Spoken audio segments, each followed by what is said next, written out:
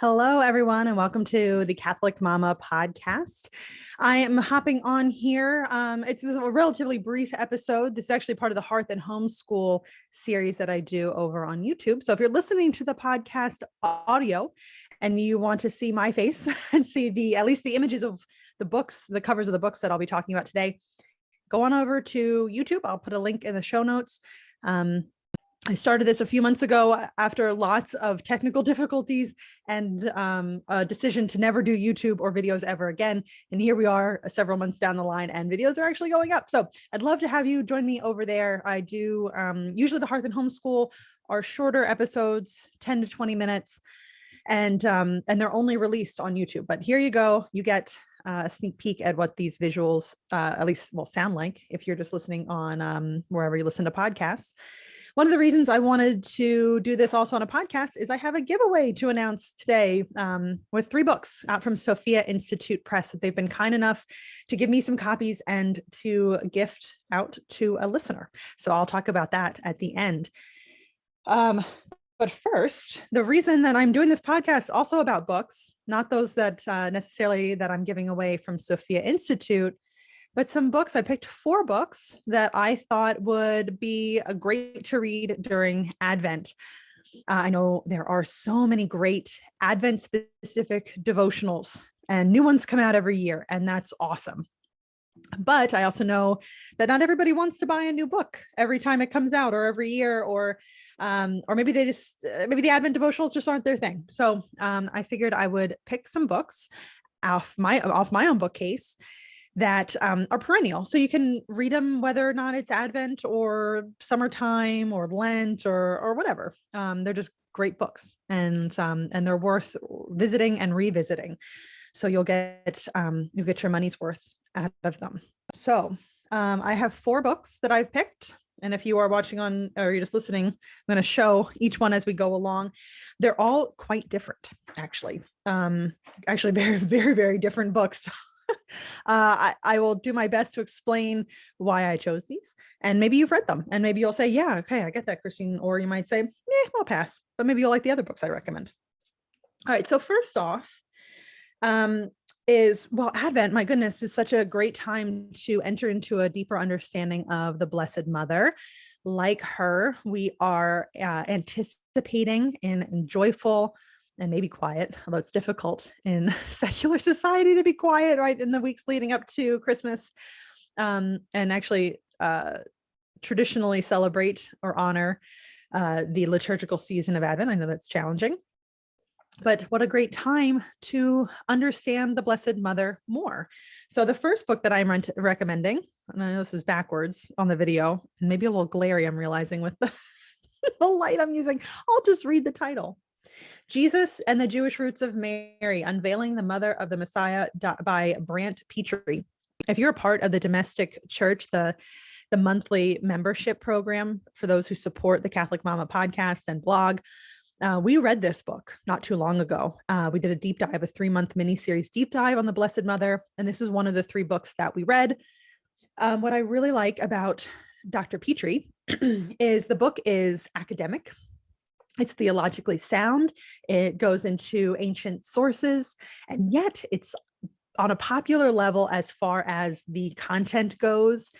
And the reading style, it's all pretty, it's easy to get through. It's super easy to get through, but it's really, really robust. So you get a lot of information on the Blessed Mother, but you get it in a way that's easy to digest and easy to work through. So I know I've talked to lots of moms who have difficulty sitting down and getting a book read, or getting their brain to actually process what they're reading, and they feel like they're reading the same thing over and over again.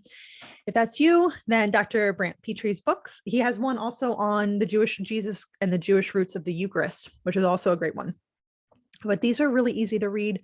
The chapters are relatively short, and he has charts in here, direct quotes from ancient sources.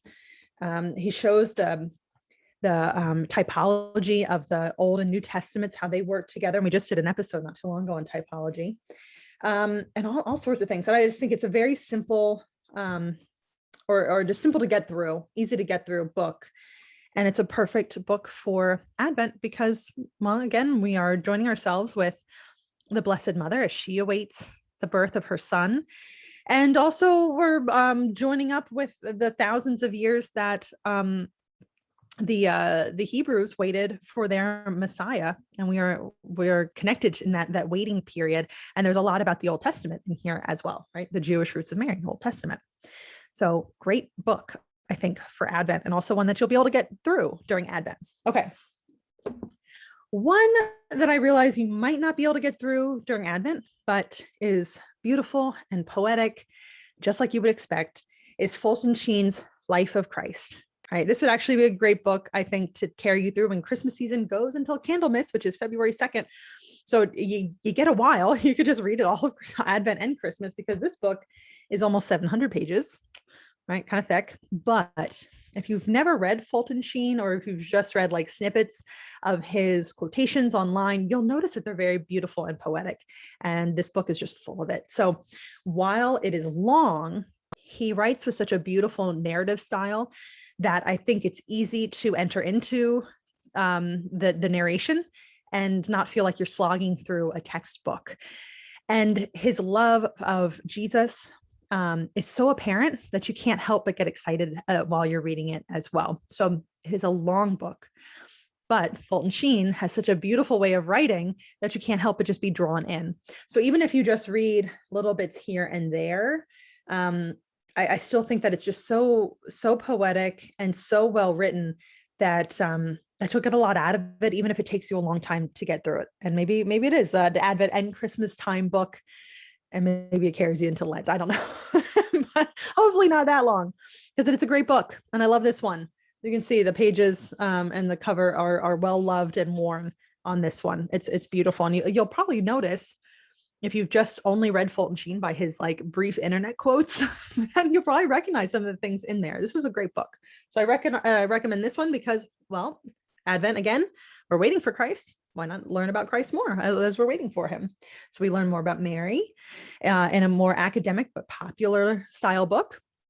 And then we can learn about the life of Jesus with the beautiful narrative poetry of Fulton Sheen, and really feel his love of our Lord jump off the page.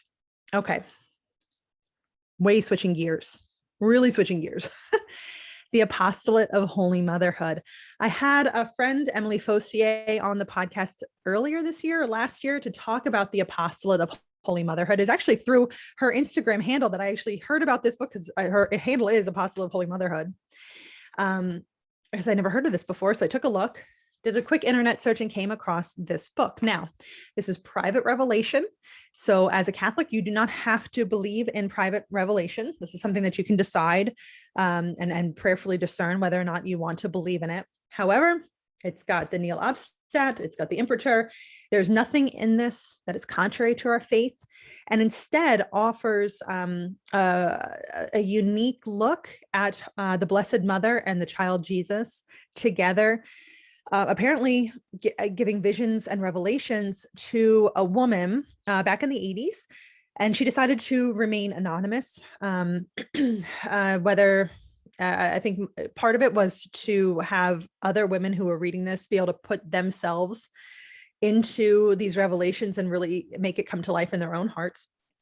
But also because she was a young mother of 3 young children, and didn't want the public scrutiny and attention. So we don't know who Miramonte is. That's the name that they call her in this book. But the Blessed Mother and the child Jesus apparently made many appearances to this woman back in the 80s. She wrote them all down, talked about them to her confessor and her priest. And eventually it was deemed legitimate and nothing was wrong with it. Again, it was given the Nihil Obstat and the Impritur, so it is there's no contrary messages to our faith. It is safe to read as a Catholic.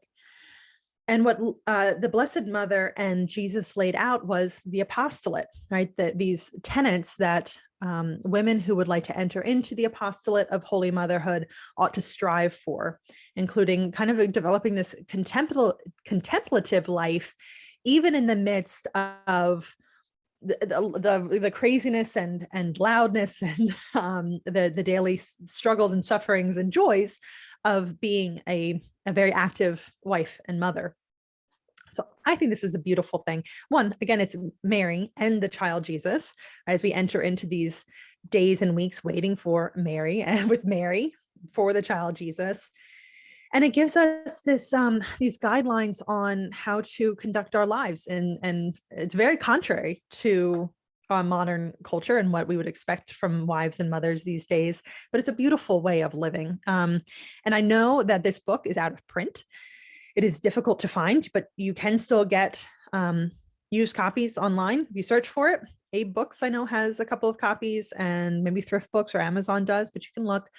If you can't get a hold of the book, or if it's too expensive, sometimes the used copies, they change in price. Sometimes they're like $30 a piece. Other times they're just a few dollars. So I don't know. But if you can't get a copy of it, you can at least read more about the story and find what the apostolate, in the outline for what the daily life should look like of a woman in the apostolate for holy motherhood, and consecration to the mother of God. All these things you can just look for online if you do a search for the apostolate of holy motherhood. So at least if you don't get to read the book during Advent or whenever, do yourself a favor and look this up. It's a fascinating story, a great read. Some of it, is private revelation, so it doesn't always line up or make sense to everybody, because Mary was talking to a specific person at a specific time and advising her on personal life details. So that doesn't really make sense for us, but most of this does, and it's a beautiful read. So this book also helped me to get over my fears of private revelation based on my past of New Age, so to see that these revelations that are completely in line with the Catholic faith can happen, and they offer a beautiful kind of bringing to life of our faith in the home and hearts of one woman. I think is a very cool thing. So I like this book very, very much. And finally, switching gears again, because why not? The Secrets of the Sacred Heart. This is by Emily Jaminet. Emily came on the podcast over the summer to talk about the Secrets of the Sacred Heart when the book came out. Perfect timing. It came out in June, the month of the Sacred Heart of Jesus. This book is great, especially if you are a busy mom trying to get through a book during Advent. The chapters are short, woohoo, and then there's very practical, actionable things to do as you read each chapter. So each chapter is based on one of the 12 promises of those who have a devotion to the Sacred Heart of Jesus. Take refuge in Jesus. Promise number 4, I will be their secure refuge during life and above all in death. There's a quote by Saint Margaret Mary Alacoque. And then Emily, in beautiful prose, because she's a great writer, discusses exploring the promise, pondering the promise, and then praying the promise. So you have these discussion questions and prompts to guide you through better understanding the promises that Jesus made to Saint Margaret Mary Alacoque many years ago on for those who have a devotion to the Sacred Heart of Jesus, which of course, we want to enter into that more fully all the time, but why not Advent? I think that's a perfect time for it too, again, as we anticipate and await the birth of our Savior. So this is a really good one. Emily Jaminet also co-wrote a book about Divine Mercy for Moms. And I will say, I love that book too. I read it during my conversion to Catholicism, and it broke down a lot of walls that I didn't even know were still surrounding me. And a lot of healing came from reading that book. So Emily has a beautiful way of writing and bringing it home and alive to Catholic mothers. So this one, of course, is not just for Catholic moms, for women in general, for men, doesn't matter. But it's 12 ways to claim Jesus's promise in your life. So easy, short chapters to get through, prayer prompts. So this is a nice active way of going through Advent and reading this book. I highly recommend this as well. Okay, so those are my 4 books. Secrets of the Sacred Heart by Emily Jaminet, The Apostolate of Holy Motherhood, again, a difficult used book to get a hold of sometimes, but you can find it, or at least find the tenets of what your daily or weekly requirements would be if you wanted to spiritually join the Apostolate of Holy Motherhood. The beautiful poetry of Fulton J. Sheen and Life of Christ. And finally, once again, Jesus and the Jewish Roots of Mary by Dr. Brant Petrie. And we read this book. Actually, might have read Life of Christ. No, I'm not gonna guarantee we read Life of Christ in the Domestic Church Book Club. But if you want to, oh, by the way, if you want to learn more about the book club or the domestic church, go to thecatholicmama.com. There's it says the domestic church. There's a tab there. Click on that. It is just $10 a month. You help support the Catholic Mama blog and podcast. And we also do a virtual book club. So you read I pick a book. It's usually in 3-month stints. We do 3-month mini series, a different book each month, or if it's a longer book, we break it up. We are certainly breaking up a book right now by Father Robert Spitzer. It is long and dense, but it's really, really good. So that one's taking us 3 months to get through, just one book. I try to make it reasonable for busy women trying to read books because I know it's challenging, but we get through some really good books, and we've been doing it for about a year. So if you join the $10 a month, then you get all the back issues of everything too. So I pick a book, do some kind of discussion guide or some kind of prompt or writing on it, and then also record an audio to discuss the author of the book and general thoughts as well. So from what I've heard, that has been like the most useful thing that people have enjoyed who have joined the domestic church. It's like a Patreon type membership. Okay, I promised to give away. So here's the giveaway.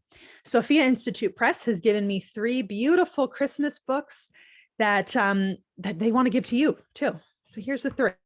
We've got 2 from the same author. One is called Joseph's Donkey. This is by Anthony De Stefano.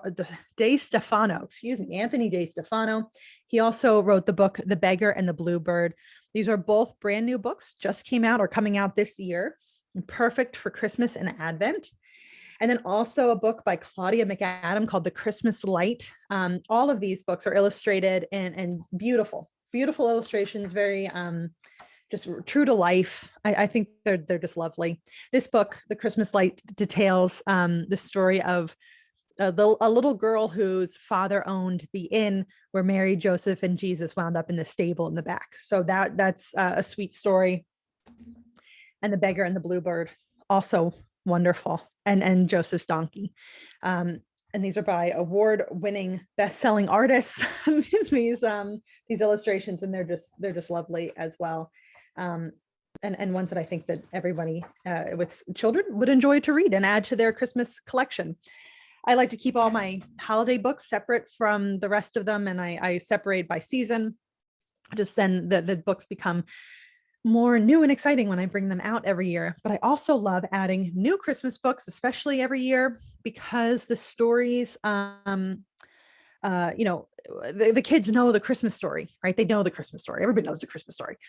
But when we have new books brought in that show different perspectives of, say, a fictional character who saw the birth of Christ, or we have different ways of seeing what Christmas, brought to life is in modern day, I think it helps the kids, internalize the story more than just Mary on a donkey, no room at the end, which is, quintessential. We need to know that stuff. That's foundational.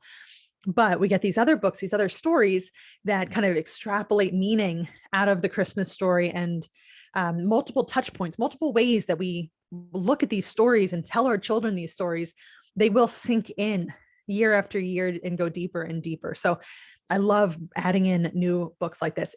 If you would like to win a copy, Sophia Institute will be sending one winner these 3 books. Again, if you're just listening, we'll just have to go back and see what I just said, or listen to what I just said. All you need to do is go to wherever you listen to podcasts and leave a nice review for the Catholic Mama and screenshot it, and then send it to me at Christine@thecatholicmama.com. If you do that by Monday, November 22nd, so it's coming up, there's a quick turnaround. We want to get these books to you before Christmas. Just send me the screenshot of the review. Make sure you screenshot it before if you hit post, because sometimes it takes a couple days, and sometimes you have to subscribe to the podcast if you haven't already.